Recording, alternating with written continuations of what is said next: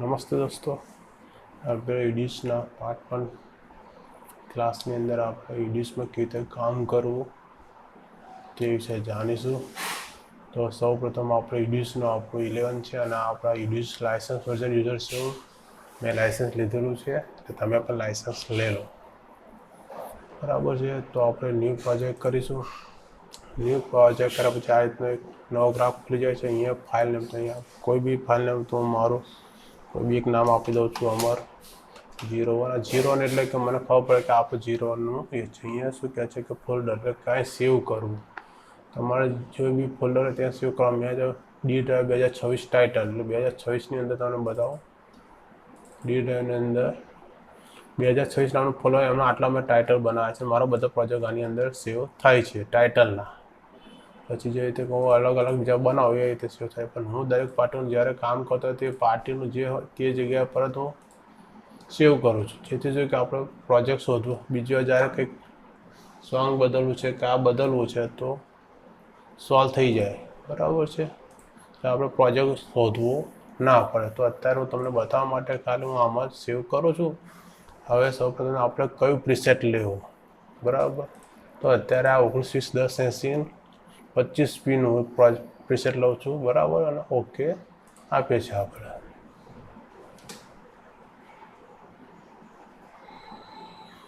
Okay આલ્યા પછી આ રીતનો એક નવો વિન્ડોઝ આપણો ઈડીયુસ 11નો ઓપન થઈ જાય છે, બરાબર છે. આપણે ઈડીયુસ 11 છે. તમને વર્ઝન કયું છે એ પણ બતાવી દો. અત્યારે વર્ઝન 11.50.200977 છે, બરાબર.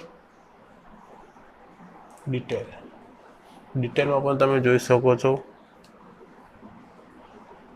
આ રીતના બધા એક્સ્ટ્રા પ્લગિન્સ બી છે અંદર, બરાબર છે. તો આપણે બીન છે, ઓકે સોરી, આ બીન છે. બીનની અંદર શું કે આપણે આપણી એડિટ કરવાની ફૂટેજ લાવવાની. હવે કેવી રીતે લાવવાની તે વિશે આપણે જાણીશું.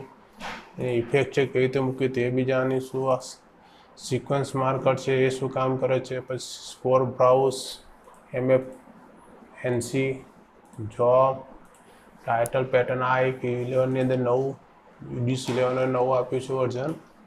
ટાઇટલ કેવી રીતે બનાવે તે વિશે, બરાબર છે. તો સૌપ્રથમ આપણે કામ કરવા માટે અહીંયા પ્રોજેક્ટ છે, બીનમાં જઈશું. બીનમાં જઈને આપણે એક ફૂટેજ લઈશું. ત્યારે તમને બતાવવા માટે ફૂટેજ લઉં છું.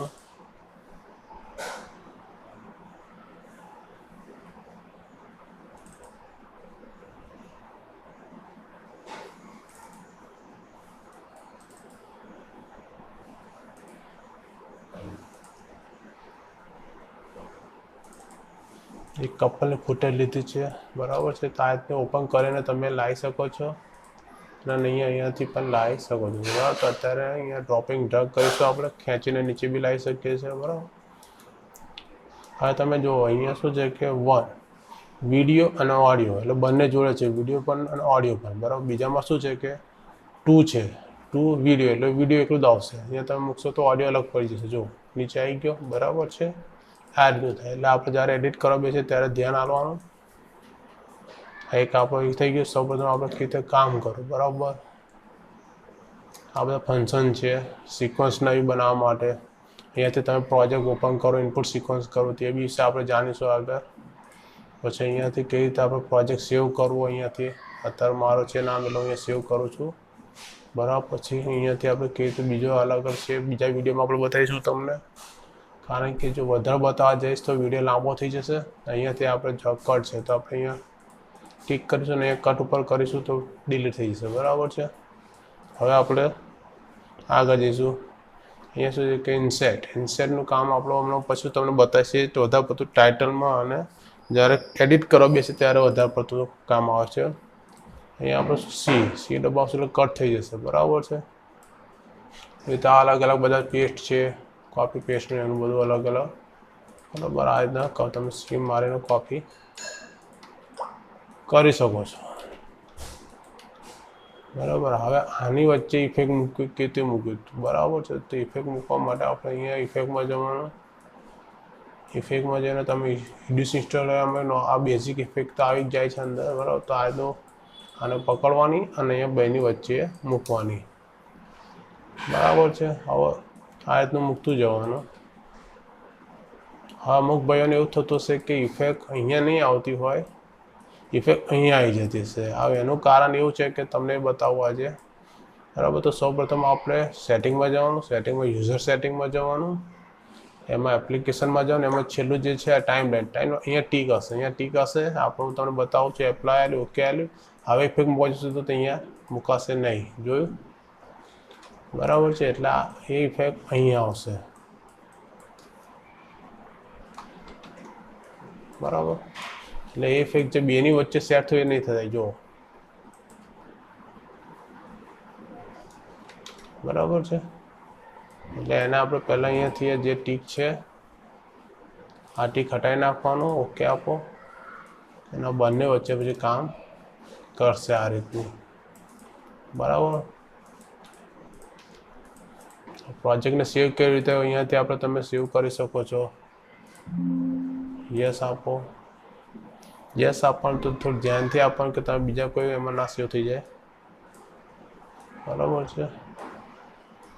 હવે પ્રોજેક્ટ કઈ ફ્રેમ રેટમાં કોઈ કે તમને તો કહે તો અહીંયાથી જોવાનું પ્રોજેક્ટ સેટિંગમાં જઈને પ્રોજેક્ટ સેટિંગ છે તો અહીંયા બતાવે છે કે આપણને 10, 80, 19, 20, 25pની ફ્રેમ રેટ ઉપર આપણે કામ કરી રહ્યા છે. પણ એ કામ 25 ઉપર આપણે તો કામ કર્યું, 25p ઉપર કરવા માટે 25ની ફ્રેમ રેટ સામે હોવી જોઈએ, તો જ આપણો પ્રોજેક્ટ પરફેક્ટ બને. નકર પિક્ચર આપણું સહેજ નોર્મલ ઝરક દેખાશે તમને. જો તમે આજે 25ની અહીંયા છે અને 50ની ઉતારીશું તો તમારું પિક્ચર નોર્મલ સહેજ ઝરક દેખાશે. પણ એ તમને બી નહીં ખબર પડે, આપણને બી ખબર નહીં પડે. ધ્યાનથી જુઓ ને તો સાઈડમાં નાની એક ઝરક આવતી હોય છે. બરાબર છે. હવે પ્રોજેક્ટને કેવી રીતે એક્સપોર્ટ કરવો, કેવી રીતે માની લો હવે આપણે લાવી દીધું. બરાબર છે. મૂકી દીધું. ટાઈમ લાઈન ઓકે બી થઈ ગયો. સોંગ કેવી રીતે મૂકવા, તો બિનમાં જવાનું. બિનમાં જઈને તમે તમારા જ્યાં પણ સોંગ હોય,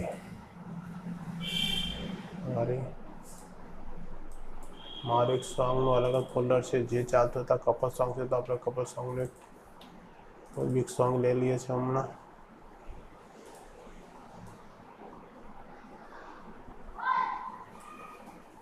એક સોંગ લીધું છે આપણે સજનાવાળું. મ્યુઝિક કેવી રીતે કટ કરવું એ તમને બતાવું છું અત્યારે. મેં હવે અહીંયાથી આપણે સોંગ અહીંયાથી મેં ડ્રોપિંગ ડ્રેગ કર્યું, તો તમે ખેંચી પણ લઈ જઈ શકો છો અને અહીંયા તો તમે અહીંયા ઉપર લઈ જઈને પણ લઈ જઈ શકો છો. બરાબર છે. હવે મારે સોંગ કઈથી ચાલુ થાય છે એ જોવાનું છે. અહીંથી શરૂ થાય છે તો આપણે હું અહીંયાથી કટ મારીશું. આગળ મારે મ્યુઝિક વધારે નથી જોતું એટલે સી દબાવ્યું અને આગળ સિલેક્ટ કરીને ડિલીટ અને પકડ્યું, આગળ લઈ ગયો. બરાબર. હવે કોઈ પણ સોંગ ચાલુ કરતાં પહેલાં થોડું આપણે એને શું નોર્મલાઇઝ કરી દઈશું. તો અહીંયા મેં વિડીયો પટ્ટી જો આ ટીક હશે તો એને નહીં થાય એટલે અહીંયા વિડીયો વોલ્યુમ ટીક કર્યું, અહીંયા ટીક કર્યું અને અહીંયાથી આપણે નીચે શેર લઈ લઈશું. એટલે ગાયન ધીરે રહીને ઓપન થયું. હું ગાયન પ્લે નહીં કરું, નહીં તો વિડીયોની અંદર કોપીરાઇટ આવી જશે. બરાબર છે.